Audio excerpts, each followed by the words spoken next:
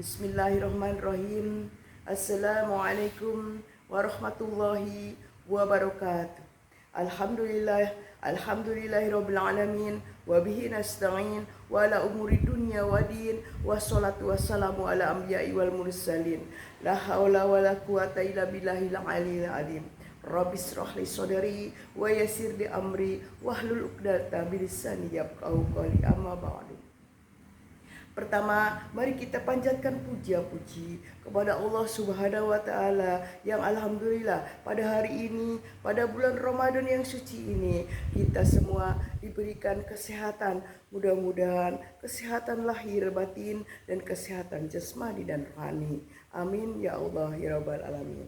Salawat serta salam mari kita curahkan, mari kita kocorkan kepada junjungan alam Nabi Bana wa Habibana Muhammad sallallahu alaihi wasallam.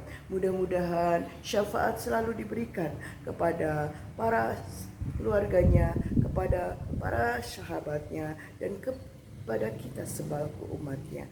Amin ya Allah ya rabbal alamin. Izinkan pada hari ini, di kesempatan Kultum Ramadan tahun ini, saya akan mengutarakan beberapa makna tentang, yaitu tentang doa-doa mustajab di bulan Ramadan. Ada beberapa doa yang tidak tertolak doanya, yaitu diantaranya ada 3 yang doanya tertolak, tidak akan tertolak. 1, doanya orang berpuasa. Dan alhamdulillah pada kesempatan ini, hari ini, bulan Ramadan ini, kita semua menjalankan ibadah puasa. Yang kedua yaitu pemimpin yang adil. Yang ketiga adalah doa orang yang terzolimi. Sekalipun orang yang terzolimi itu orangnya tidak beribadah atau ibadahnya kurang kepada Allah, tetapi dia kalau berdoa, dia merasa tersakiti, pasti doanya akan Allah kabulkan. Ada beberapa kisah Nabi dan ada beberapa doa Nabi, diantaranya ada doa Nabi Ayub, ada doa Nabi Yunus, ada juga doa Nabi Adam. Setiap manusia pasti punya masalah, pasti punya problem.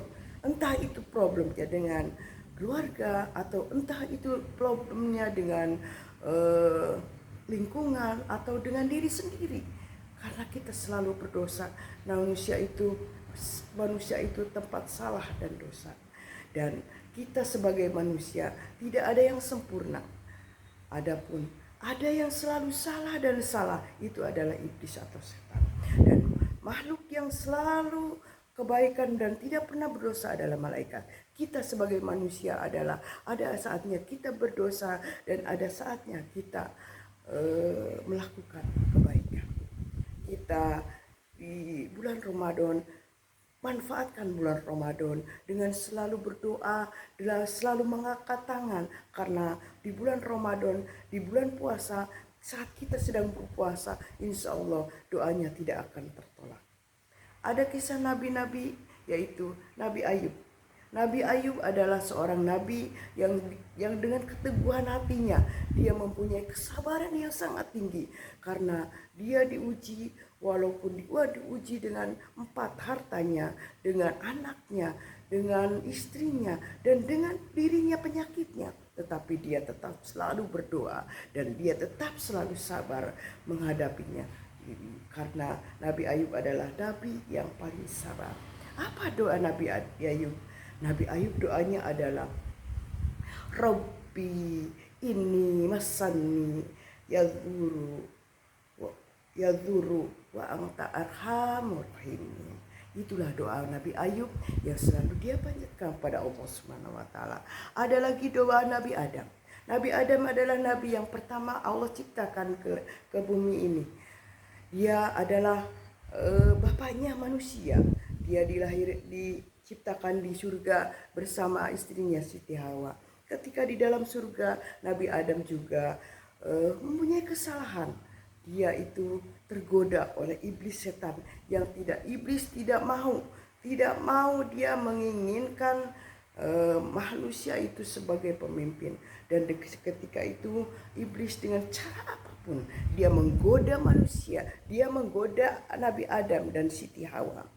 Dan akhirnya Nabi Adam itu melakukan dosa, melakukan pelanggaran yang Allah tentukan.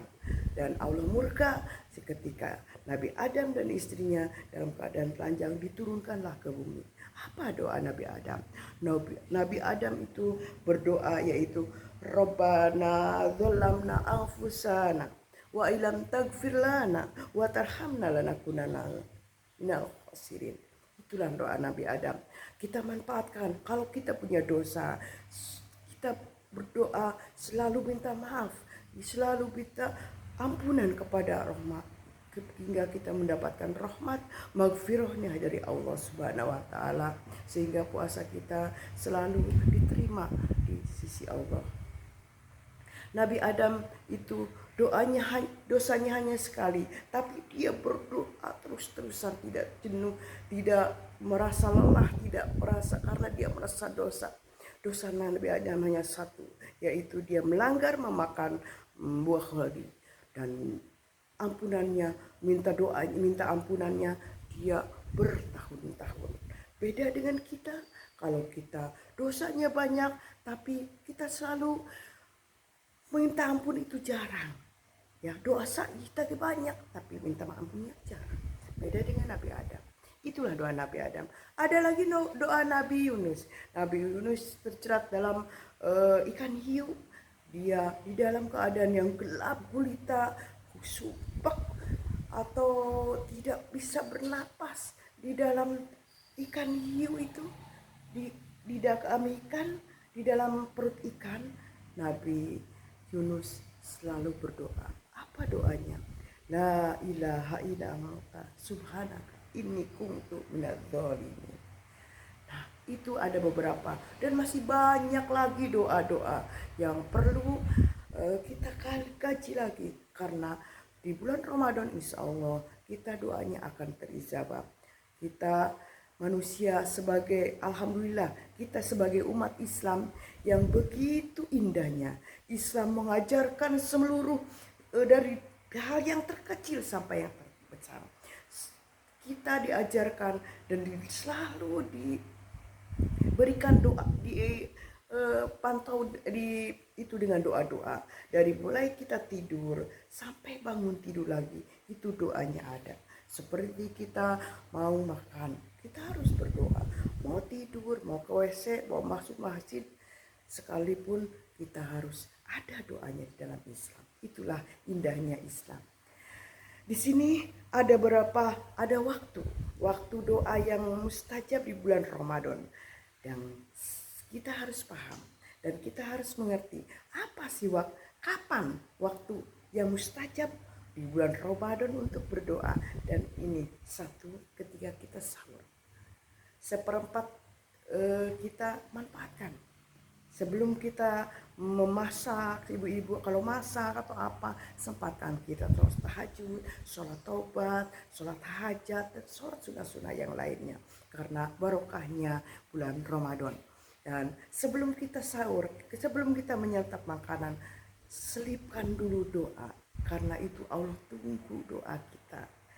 Doa nawaitu somabudin an adai fardhi syahri Ramadan hadis sanat fardhulillahi ta'ala. Insyaallah anak-anak kecil juga sudah hafal doa itu, makanya sebelum kita sahur berdoa dulu. Yang kedua yaitu doanya sepanjang orang yang berpuasa sepanjang hari puasa, entah itu dari sore, pagi, sore, malam, dia punya masa terus berdoa. Di dalam keadaan berpuasa, doanya insya Allah akan mustajab. Yang ketiga yaitu doa menjelang puasa, menjelang buka puasa. Ketika adzan berkumandang, kita manfaatkan di situ doa mustajab. Apa doanya? Kita selalu berdoa, jangan terlalu fokus dengan makanan, dengan santapan yang ada di meja, ini itu, tapi doa lupa. Ajarkan kepada anak-anak kita, ajarkan kepada keluarga kita di rumah, bahwa ketika kita berbuka puasa itu doanya sangat mustajab. doa yang sangat populer dan anak-anak juga insya Allah bisa doanya. Apa itu doanya? Doanya yaitu doanya anak-anak pasti tahu.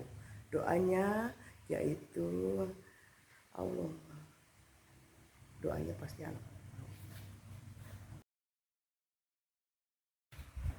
Doanya yaitu Allahumma lakasumtu wa bika amantu wa la rizqa turtu bi rahmatika ya arhamar rahimin. Ya, itu doa menjelang buka puasa. Selanjutnya yaitu saat adzan berkumandang. Nah, kalau adzan sedang berkumandang, tolong jangan dulu ngobrol, skip dulu ngobrol. Dengarkan, fokus kita mendengarkan suara azan. Muazin berkumandang, kita menjawabnya. Apa jawaban? Setiap muazin mengucapkan kalimat-kalimat tauhid, kita selalu menjawabnya. Terkecuali kalau kita muazin mengumandangkan Allahu Akbar, kita ikuti Allahu Akbar, Allahu Akbar, Allahu Akbar, kita ikuti. Asyhadu an la ilaha illallah, kita ikuti asyhadu an la ilaha illallah. Terkecuali kalau muadzin mengumandangkan hayya 'alas shalah, mari kita sholat. Nah, di situ kita jawab la haula wala quwata illa billahil aliyyil azim. Hayya 'alal falah juga sama. Dan selanjutnya itu ikutin muadzin berkumandang. Itulah mustajabnya doa ketika muadzin sedang berkumandang, kita dengarkan. Kita jangan sibuk dulu, sedang kita beraktivitas, kita sedang masak atau kita sedang ngobrol dengan teman-teman. Kalau ada adzan, skip dulu, diam dulu, dengarkan dulu adzan. Itulah mustajabnya doa, diantaranya waktu. Selanjutnya yaitu malam Lailatul Qadar. Setiap bulan Ramadan pasti ada malam Lailatul Qadar. Malam Lailatul Qadar itu adalah malam 1000 bulan. Bayangkan 1000 bulan itu, ya Allah barokahnya. Makanya ayo kita raih, ayo kita menangkan di bulan Ramadan, kita mendapatkan malam Lailatul Qadar. Kita dengan usaha dan ikhtiar, insya Allah kalau kita bisa dan yakinkan darahnya. Karena apa? Karena kalau kita berdoa itu dengan hati. Hati kita sertakan kalau kita berdoa. Kalau kita hatinya berdoa, tapi Allah tidak disertakan dengan hati kita, insya Allah tidak akan serius menjawab. Tetapi kalau setiap orang yang berdoa dengan niat, dengan hati, dia tantang, dia fokus, dia connect dengan Allah, insya Allah doanya Allah dijabat. Seperti kita kalau umpamanya berdoa, ya Allah tolong rezekiku perbanyak ya Allah, aku pengen beli mobil ya Allah, contoh ini mah. Tapi itu pasti di hatinya ingatnya mobil,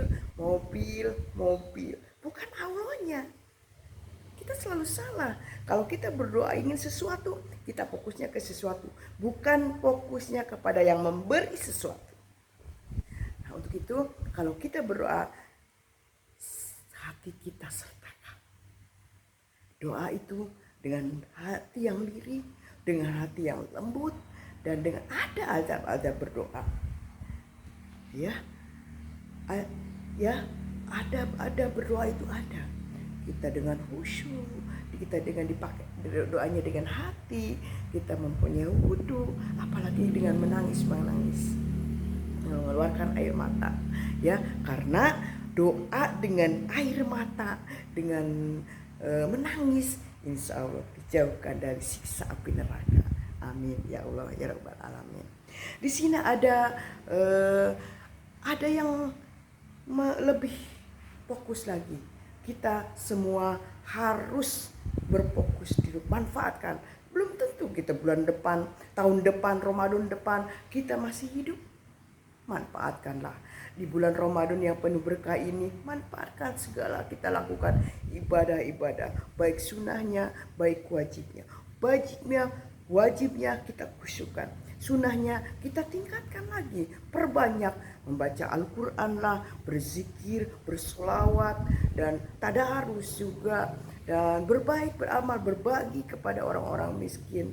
Dan kalau kita sedang puasa, memberikan sesuatu kepada fakir miskin, dalam fakir miskin itu sedang puasa, insya Allah ganjarannya, pahalanya kita sama dengan orang yang berpuasa tersebut.